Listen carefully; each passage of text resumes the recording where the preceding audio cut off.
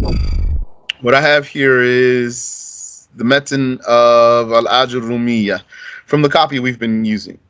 I have here also someone's translation of Al-Aajurroomiyyah. That's the translation of Hamza Yusuf. So I did want to just critique this a little bit, but I don't know if I'll do that the whole way through. So I don't have my pen that I want to use. I don't have use of my pen that helps me write freely so that I can give the lesson the way I want to give it usually, the way I like to give it. So maybe we'll repeat next week, perhaps. We'll see. But I'm going to start with the metin here. And I ask Allah Ta'ala to guide us and help us and make this session beneficial. Ameen. So the author says, Bismillahir Rahmanir Rahim. Like the scholars do, they start with the name of Allah Ta'ala, following the example of the Quran and in obedience, in application of the hadith of the Prophet alayhi salatu wassalam, that command starting the good deeds in the name of Allah, or by mentioning Allah. There's different versions of the hadith. Whether you say Bismillah or Alhamdulillah, or you mention Allah in another way. Now, this explanation here is the explanation of Ahmad Zaini Dahlan, the Mufti of Mecca. I might not rely on everything he says in here. I might not read it. I'm just going to use it sometimes. But my goal with you is to introduce you to the metin. And I want to finish this metin with you. And we'll make use of the Mufti's explanation that's under the line, all this here. What's not in bold is the Mufti's explanation. The bold is the text itself.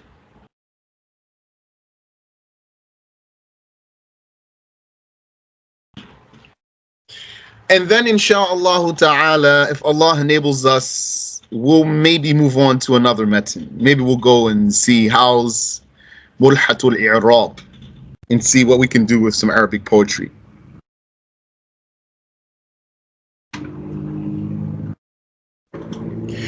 And so the author says, may Allah have mercy upon him. Al-Kalam huwa al-lafzul murakkabul mufid. He said more. He said, Al-Mufid bil-wada'.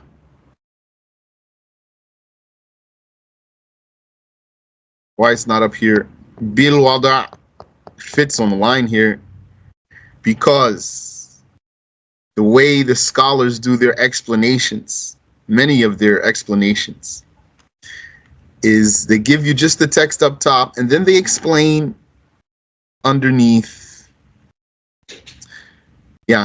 They give you the amount of the text that's being explained on the page up top.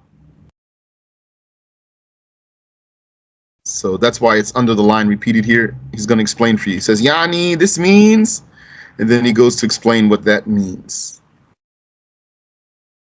But that sentence wasn't really over. Bil wada' on the next page here.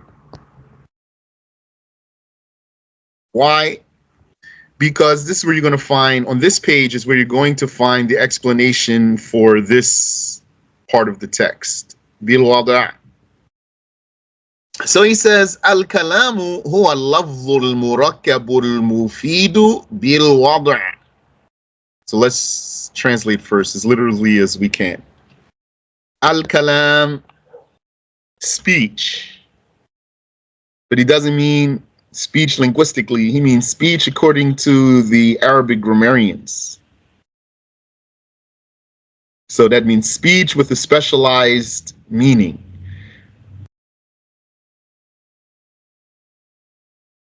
هو اللفظ المركب المفيد بالوضع.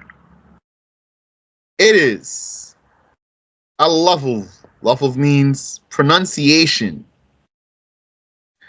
Al-murakkab, that means composed.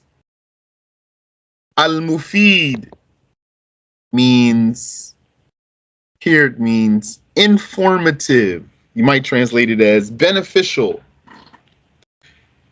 If you were to translate it that way, what does that mean? It means informative. What does that mean? We'll see, insha'Allah ta'ala. Bil wada', and put, or put forth.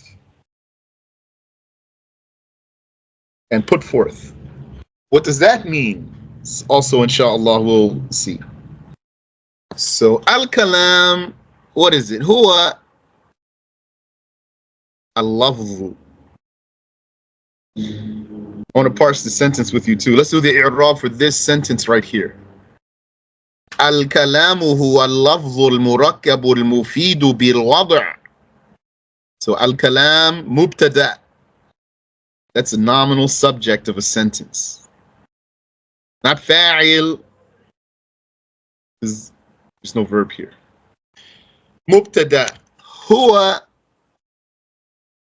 This is called Damirul Fasl. Damirul Fasl. This is pronoun is a barrier. Al-lafzu, the pronunciation. Khabar. Marfu'. It's a khabar in the state of rafa'. Because it's the khabar. It's in the state of rafa' because it's the khabar. Al-kalam, a state of rafa' because it's mubtada. Yani, in the nominative, it is nominative. It is nominative. Not just in the slot, it is nominative. Al-kalamu huwa al-lafzu al-murakkabu al-mufidu bil-wada'. So when we say this pronoun here is a barrier, that means you can take it out. If you were to take it out, it would say al-kalamu al-lafzu al-murakkabu al-mufidu bil-wada'. So then al-lafz is khabar. Al-kalamu al-lafz. So al-kalamu huwa al-lafzu al-murakkabu al-mufid. Kalam, speech, according to the grammarians, it is the pronunciation. So when he says here al-lafz, it is al-lafz, he's telling you what kind of thing it is. Right there, this word lafz is not a description of kalam. It's not an adjective, I mean to say. It's not an adjective. It's not a descriptive name. Rather, he's telling you here, what kind of thing is this? It's a lafz, but it's not any kind of lafz. It's a lafz that has descriptions. Lafz means pronunciation or utterance. Al-kalam, the kind of thing it is that it is a pronunciation. But not any pronunciation. Not any pronunciation is speech, kalam. Rather, a pronunciation that has particular qualities, which is that it's murakkab and mufid and bil wada'. So al-kalam, it is a lafz. That's the essence of it. A lafz, it is a lafz that is murakkab, composed, mufid, informative, and bil wada', put forth. We need to explain what all these words mean. What does even pronunciation mean? And what does composed mean? And what does informative mean? And what does put forth mean? And that's all that's here. Yeah, and I could just read it for you, but I'm just going to talk. It's going to be easier for me than reading that and translating it. What is a pronunciation?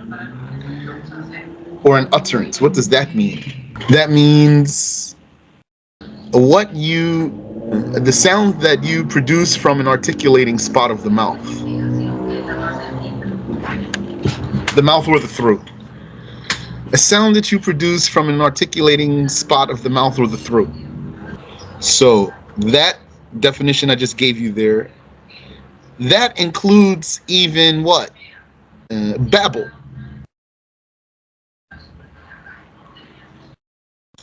That's pronunciation. The baby has a pronunciation. A lafz was not speech. And this definition excludes what?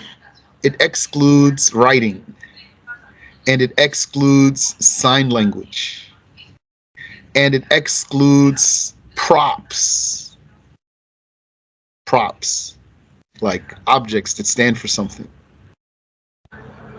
Because all of those do have meanings. The writing has meaning. The sign language has meaning. The prop has a meaning. But it's not kalam according to the grammarians. That's why if you want to talk about nahu properly, you don't really talk about how to write something. Talk about how to say something.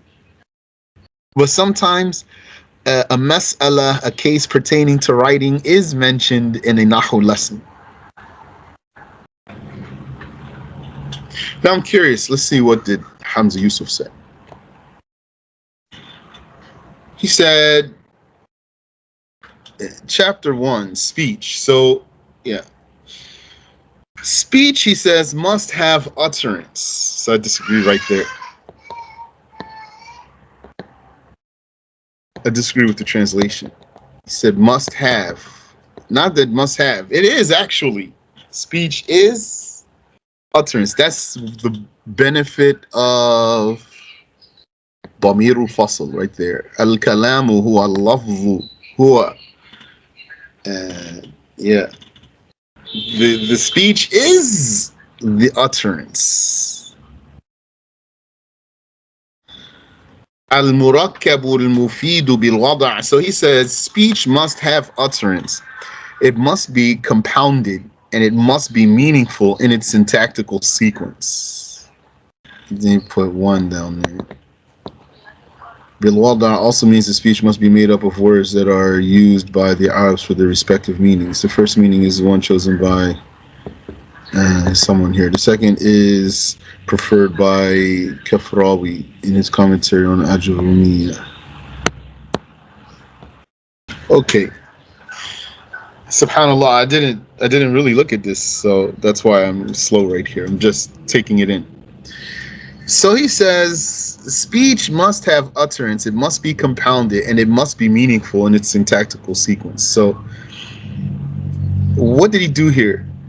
He's saying, he basically is equating lafz, murakkab, and al-mufid bil-wada'. He's equating all of those. They're all on the same level, according to the way he translated it. They're not on the same level. Lafz is up, and then the other ones come out of lafz. Al-kalam huwa al-lafz. It is the utterance that must be. This, so that's why this must have here is, it's wrong. The kalam, the speech, is the utterance, or it is utterance. Utterance that must be compounded. So, like, if you wanted, you could put here, instead of it must, say that. Speech is utterance that must be compounded. And so compounded is murakkab. And mufid, meaningful. So I said informative. That's right. Bil wada' in its syntactical sequence. That part, it's not clear for me what that's supposed to mean. And the references he gave down here, they're not familiar to me. Except the first part, this is right. Bil wada' also means that speech must be made up of words that are used by the Arabs for their respective meanings. That's true. Yani, bil wada'. So I said, put forth. That's how I translated it. Speech is the utterance that is compounded and informative and put forth. What does that mean, put forth? Put forth means put forth in Arabic. That's what this statement down here means. Put forth in Arabic. Speech must be made up of words that are used by the Arabs for their respective meanings. That's correct. But the second part, the first meaning, what he has translated up there, is the one chosen by someone here. I don't know who that person is, but this is not very clear to me what it's supposed to mean in English. Now, there is another way to explain bil wada', put forth, which means, according to some, put forth intentionally, put forth deliberately. That means not something said by a crazy person, not something said by someone sleeping, talking in sleep, not something said by a parrot. They don't count this as being put forth.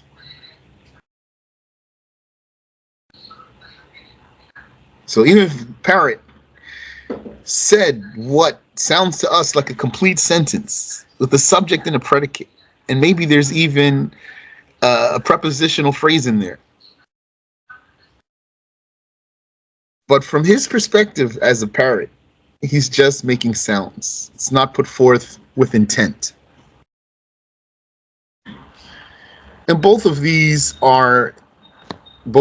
interpretations I just told you for the meaning of put forth, they are right here in the explanation of the Mufti of Mecca.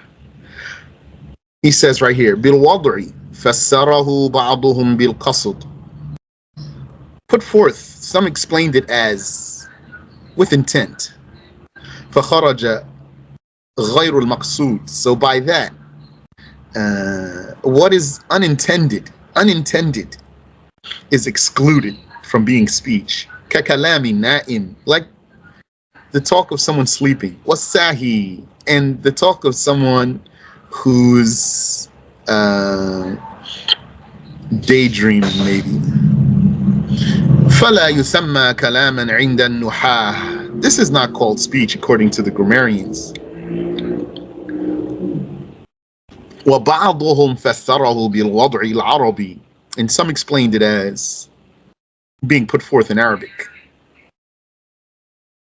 فَخَرَجَ كَلَامُ الْعَجْمِ.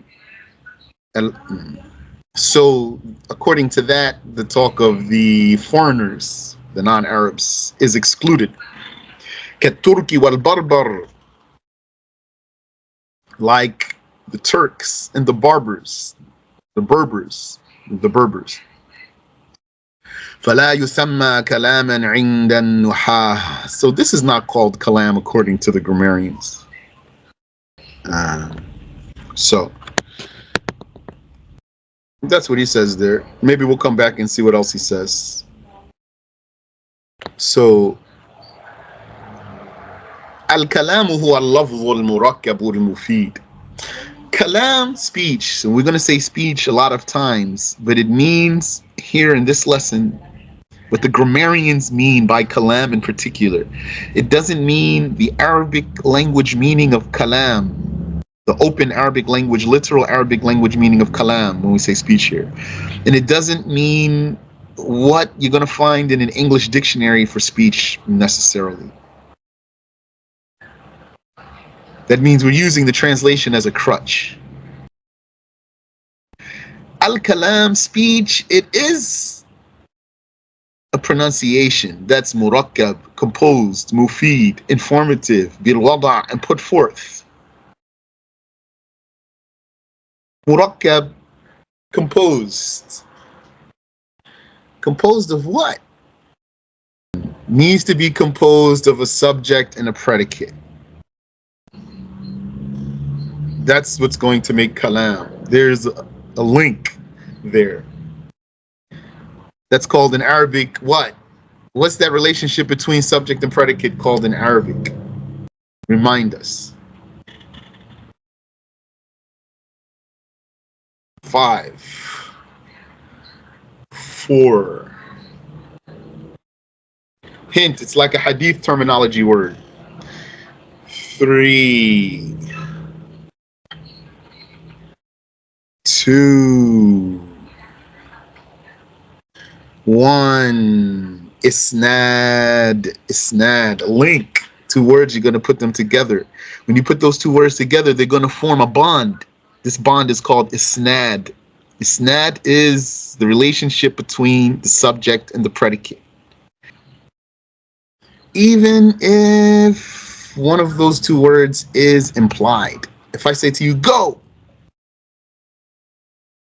So it's clear. That's only 1 word though, because it means you, go. Or go, you. There's 2 words there. One of them is implied. This is still murakkab, because there's a subject and a predicate.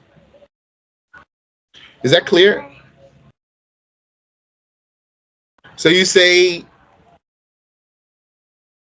Qama Zaid. Zaid stood. Subject and predicate. In this case, verb and doer. Qama Zaid. Zaid stood. Or stood Zaid. Or if I say, Qala Zaid. Said Zaid. People don't talk like that anymore. I don't see. That's correct. Qala Zaid. Said Zaid. That's fi'l and fa'il in Arabic. Verb and doer, or action and doer. Or Zaydun qa'imun. Zayd, a stander. Zayd, a stander. But Arabic doesn't need is or a. And you're just going to say, it's like you're saying Zayd stander. I mean, Zayd is a stander. Zaydun qa'imun. That's mubtada and khabar. Subject and predicate, but nominal subject and nominal predicate. Qama Zayd. Stood Zayd. That's fi'l and fa'il. Verbal subject with its predicate, which is the verb itself. That means doer and doing. Or the action and the doer. Okay. So why 2 words? Saying 2 words alone is not enough. Because might not be informative. So lafz al-kalam, it is this lafz that has all these qualities. Not one of them. Being composed is one quality for this pronunciation that's called kalam. And another quality is that it's informative. So what I did for you right there is I just went right away to tell you what is the composition that's informative. The composition that's informative is a subject and a predicate.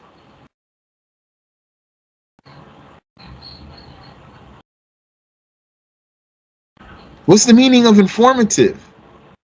Informative means doesn't leave you waiting if you're the listener. Informative means, according to the Arabic grammarians, what's fine for the speaker to stop upon and does not leave the listener waiting.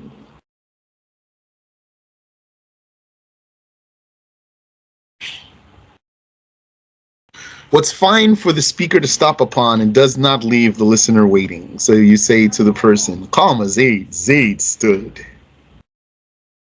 So he might say to you, okay.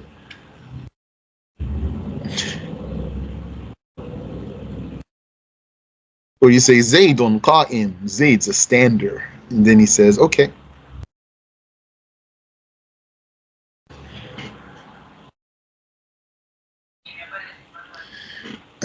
So that's the meaning of mufid. So is it possible to have a composition that's not mufid? Yes. That's why just saying 2 words only, murakkab, it's going to be 2 words, but really needs to be, to fulfill the other condition, an isnad there, a link. So, for example,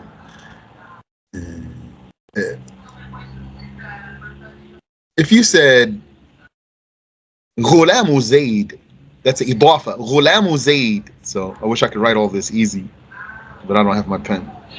Ghulamu Zayd. Zayd's ghulam. That's two words. But if you just went to a person and said, Zayd's lad, then he's going to look at you and say, what about him, for example? So it's two words, but really it's even like one word, like I told you. That's what idafa does. Puts two words together like they're one word. Zayd's lad. What about him? So that's composition, but it's not informative. And even sometimes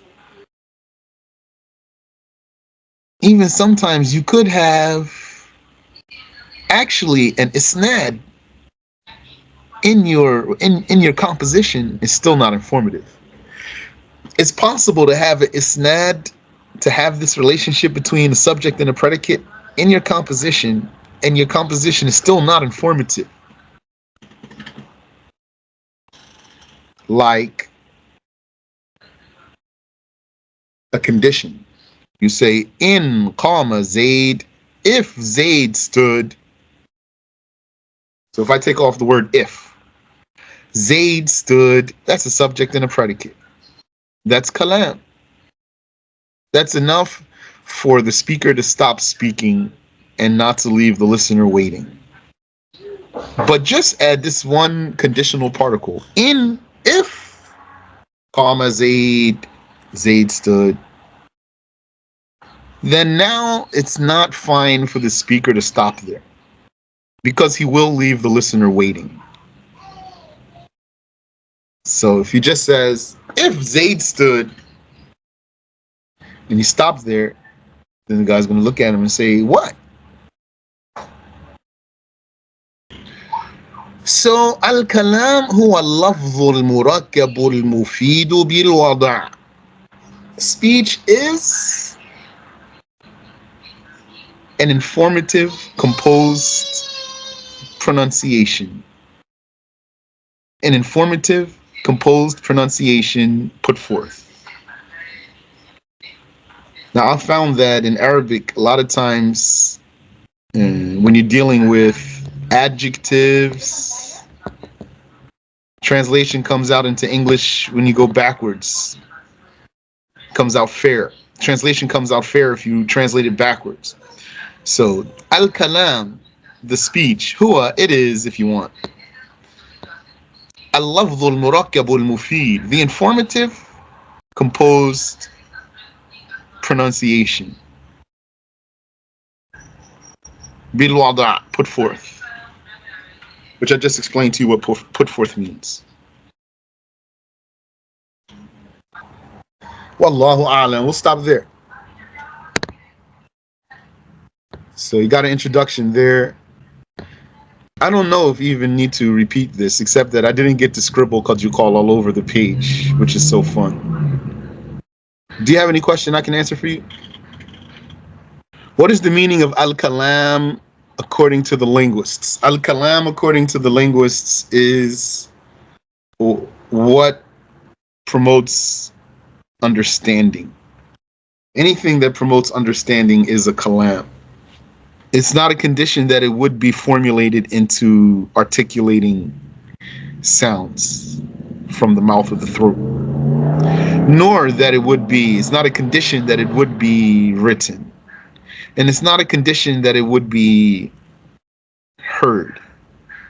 It's not even a condition that it would be created. Kalam, there is an eternal kalam, the kalam of Allah. You said I didn't understand what is pronunciation meaning. Yani, pronunciation means it is a sound produced from an articulating spot of the mouth. So you say, for example, ba, so it comes from your lips. Ka comes from your tongue touching the top of your mouth. Like that. Kha comes from your throat. So you're going to put these sounds together, and then you're going to, by that, formulate words. Is that clear? But it's possible to make the sounds without formulating words. Then it's going to be just gibberish. طيب. سبحانك اللهم وبحمدك أشهد أن لا إله إلا أنت أستغفرك وأتوب إليك.